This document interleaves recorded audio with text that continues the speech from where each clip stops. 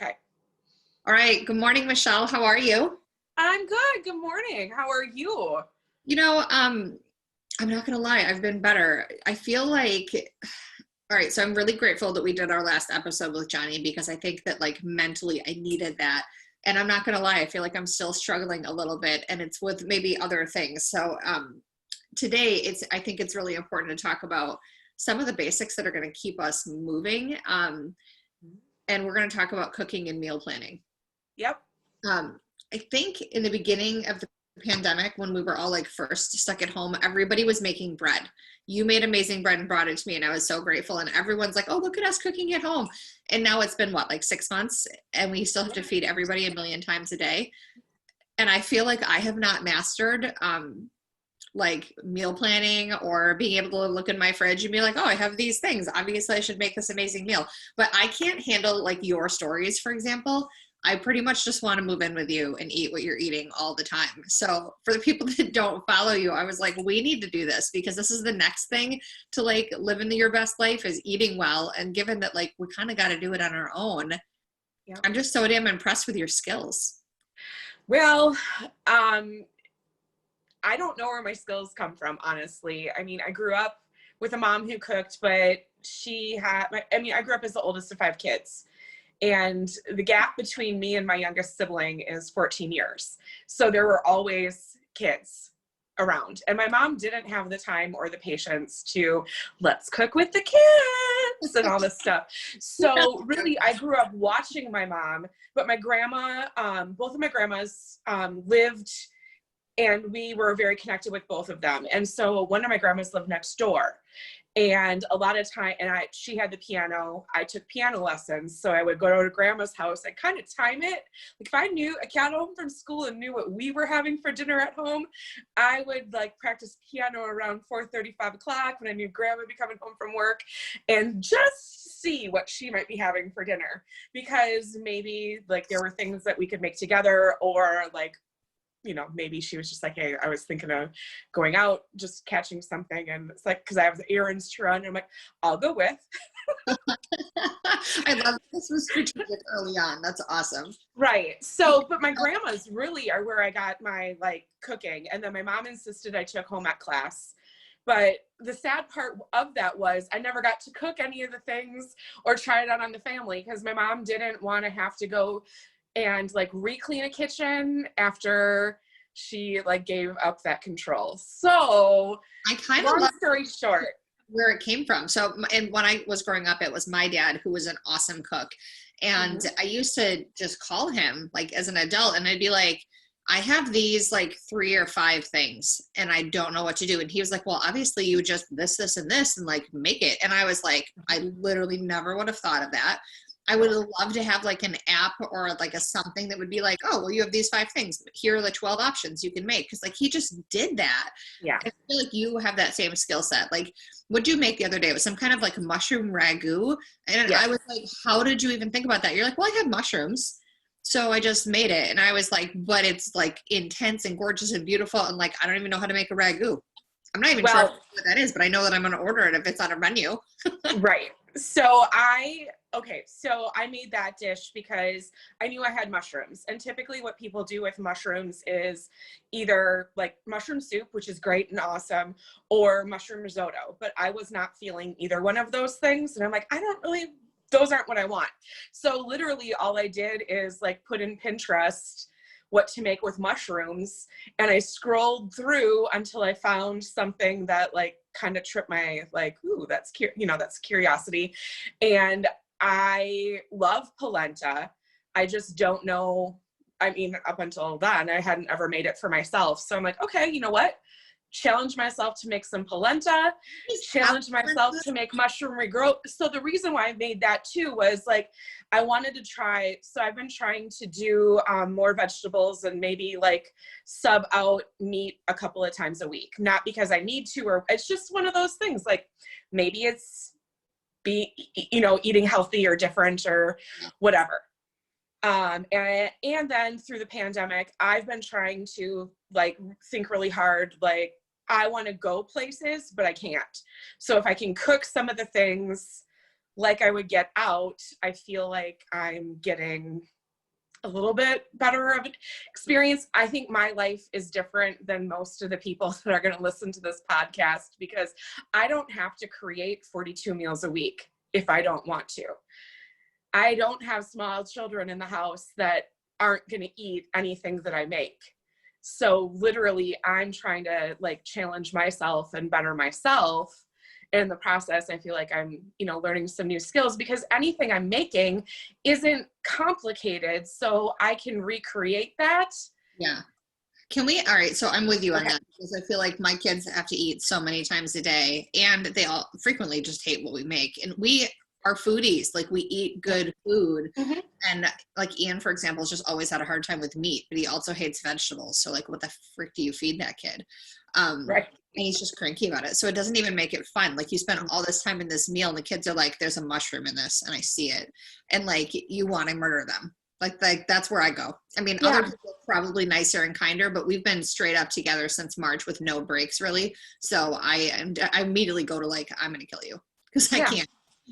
So can we back it up to the polenta though? Because A, I love polenta, but B, I'm going to be real honest. I don't even really know what it is. Is it corn? It's cornmeal. Okay. So it's ground cornmeal, but it's like gluten-free. And basically you just add, is it come in like a powder form? Like it's like oatmeal or flourish, kind of like a I will have to take a picture and put it in the show notes, because my bag is literally like right here, but it's too far to like leave the screen. But basically listening, it's okay. But like, I feel like, well, we didn't that as our picture, like that'll be our cover, but like, okay. So you add water and like make it like you're making cream of wheat, maybe? Kind of. Yeah. So and I added actually some butter and milk to it as well. And for me personally, I prefer to add stock to things rather than water, because it gives more flavor. So if I'm cooking rice or lentils or anything dried, I would prefer to put a stock or broth of like what I'm using as a main dish in that, to give it more flavor, because otherwise it just kind of tastes, it tastes okay.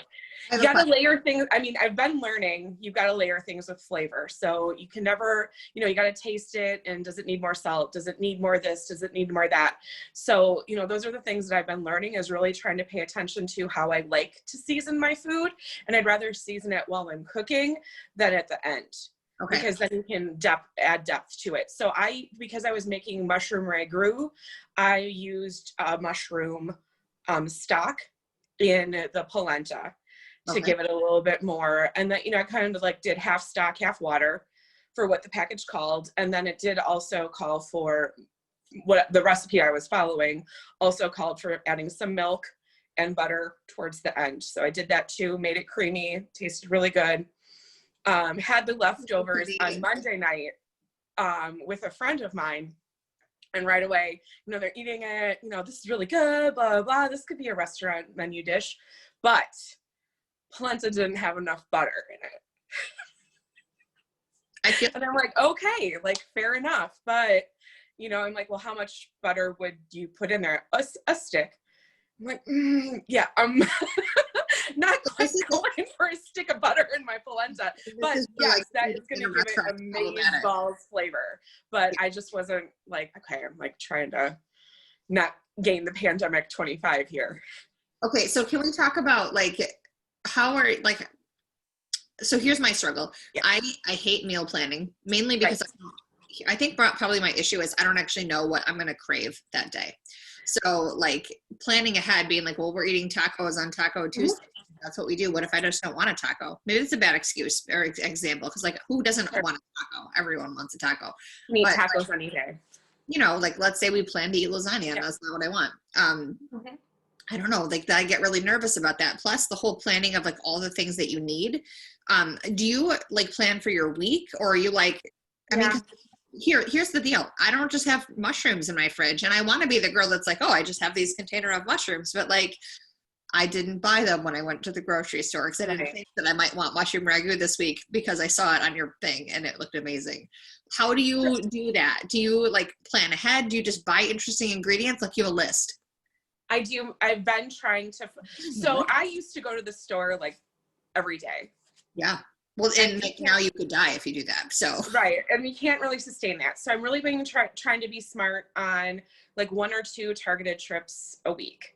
okay. And then I try to, and I used to not know how to use the farmer's market to my advantage, but this summer I've really focused on, like Saturday I'm going to the farmer's market and these are the kinds of things that I'm going to be looking for. Like right now in October going to the farmer's market, I'm looking for great like squashes and other like fun things, root vegetables, Brussels sprouts, and then trying to put the rest of my shopping to either get on Saturday, Sunday, or Monday so that I can kind of like formulate my plan for the week once I've gone to the farmer's market. Right. And so I do make out a list and, you know, and I know that like on a day, if I'm not feeling that, I can sub, or then it's like, okay, use the things that you have. And maybe it's not chicken, crispy chicken that you're going to make. It's going to be something else, but you're going to use those chicken no matter what. So, I mean. So what's on your list for this week? I'm dying to know because I have no list. This week's list is kind of a hodgepodge. So tonight I'm doing something with chicken thighs. Last night I was leaning towards doing like Korean, some kind of like Korean take on them, but then all morning this morning I've been feeling like, but what if I want to make like chicken thighs in a wine sauce? And so now I'm trying to figure out what that is. Tomorrow night I think we're doing spring rolls, because I've been teaching myself how to like make the ones that you can buy at the farmer's market.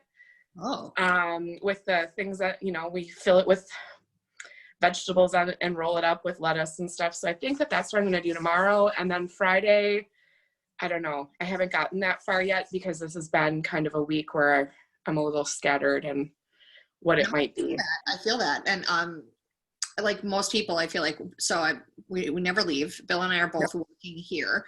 Thankfully, stuff is very flexible. But like we're constantly like checking on kids learning, and then like we get to the end of the day, and I feel like in the spring it was like, oh, we get to cook together and like whatever. And honestly, I had hip surgery a month ago, and my husband's a rock star because he's been doing everything. But now I'm starting to feel like I should probably get back into it, and I'm so intimidated by figuring this out. So are you basically telling me that your secret is just Pinterest? You take a couple things and you Pinterest like.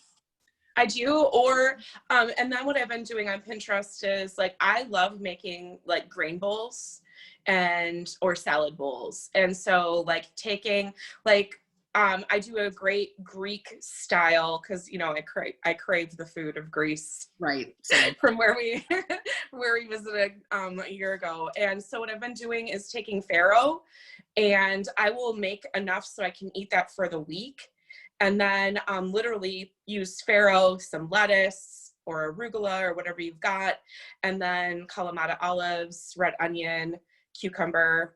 And so all of those things are in my refrigerator for the week. I can cut what I need when I need it, make this cute little salad bowl up, and it takes like 15 minutes tops. But it's prepped, you prep it once and then it's ready there for you when you need it. So it doesn't have to feel like I'm recreating the wheel, because lunch is always that thing. Like I took that to a place and ate it, or I met people for it. And now I'm like, okay, but I really can't justify 3 meals a day, but maybe this little salady lunch will suffice me through, because I do eat breakfast. I heard on the radio this morning that I think it was like 63 or even higher % of Americans do not eat breakfast. And up until 3 years ago, I was probably part of that contingent of not eating breakfast. It was take my coffee to go, take a like Nutri-Grain bar or something like that, eat it at my desk while I read the emails from overnight and the morning, and called it a day.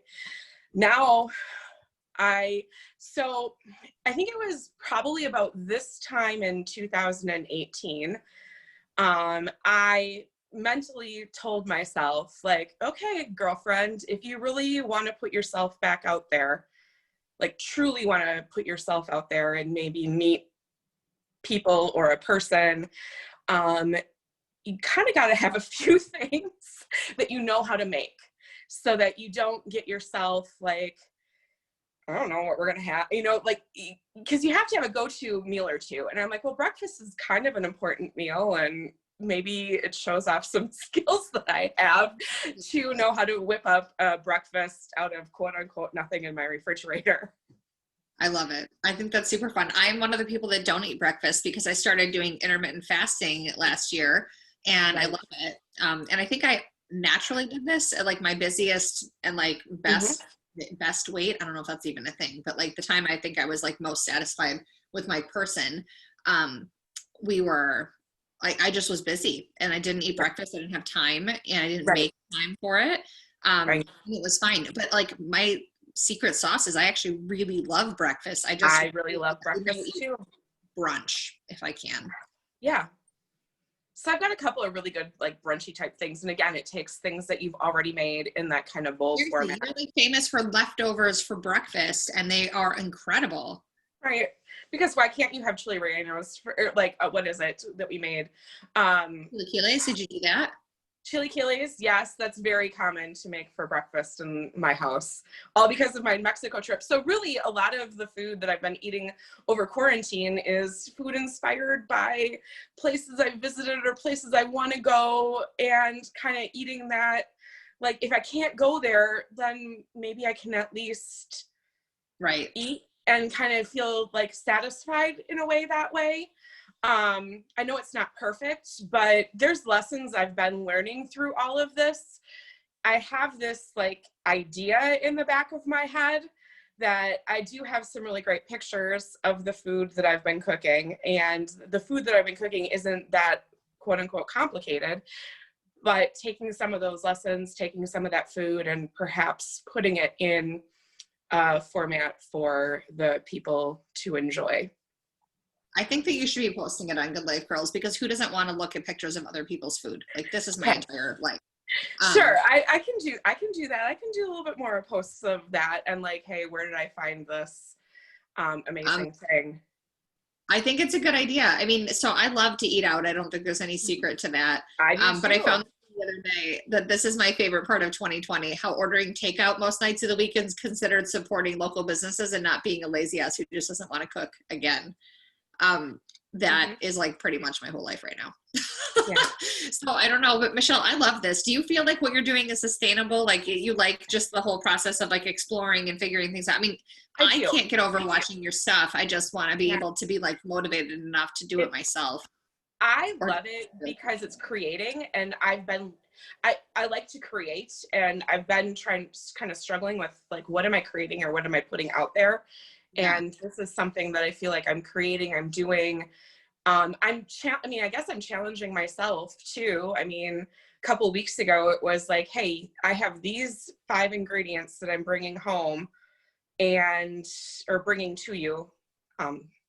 And you got to make something with it. And oh, by the way, you're not going to check the internet to see what to do with these items. Oh, that's like a whole level of hard. It was. So it was like, okay, so here's your chopped challenge. And it was onions, spinach, peppers, sausage, and noodles. And I sauteed the peppers and onions and the mushrooms and the spinach, each like the 2 of them together, did the sausage first, and then made noodles, and then kind of made my own sauce with butter and the noodle water. See, and then I think I'd still be staring at that on my counter. Like, this is not my skill set, but I have. Well, right, and I'm like, okay, well, but it was also a challenge, and I'm like, okay, I'm not the girl who's gonna like say no to a challenge. I'm like, okay, like I'll show you that I can. So I have a friend who is in the culinary field, and so I think some of that influence is rubbing off on me as well, because they also can say, hey, like, you know, I want to cook in a way, I kind of want to cook as good as he does. Well, I feel like that's a totally fair situation. So, I mean, And I have no culinary training. I've not worked in kitchens. I've not worked for any of the best chefs at all. But I would like to interview him because I want to know, like, I have so many questions about what it's like to be like in a professional environment. Cause like you see all this stuff on TV and all that, and I want to know if that's real. I also want to know, like, how do you figure this stuff out? And it'd be super fun. We should interview him. I'll see if that's a possibility. I know that Like, a little camera shy, but it's all good. I mean, technically it's a podcast. It's fine. It's fine.